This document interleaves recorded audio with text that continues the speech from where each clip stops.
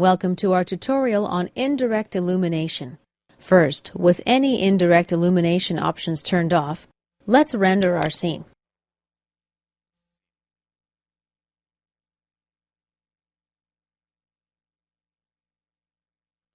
Right now the scene looks kinda dark. Let's go to Options and select the Illumination tab. Under the Indirect Illumination control area, let's check Enable Indirect Illumination.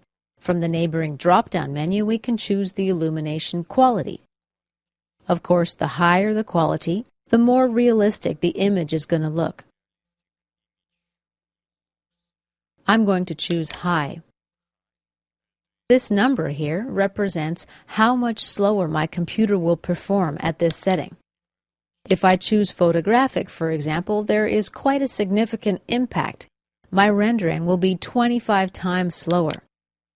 So let's leave it at high quality for this example. Now click Apply and Close. Let's render our image.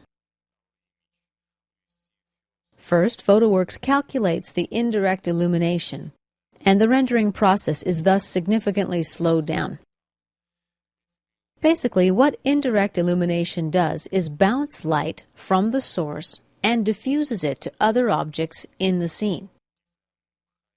The higher the precision, the slower the rendering process, and the higher the quality of our resulting rendered image.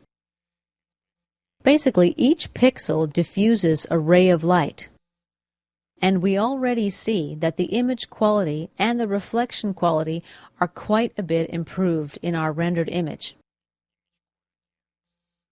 And this concludes our tutorial on indirect illumination.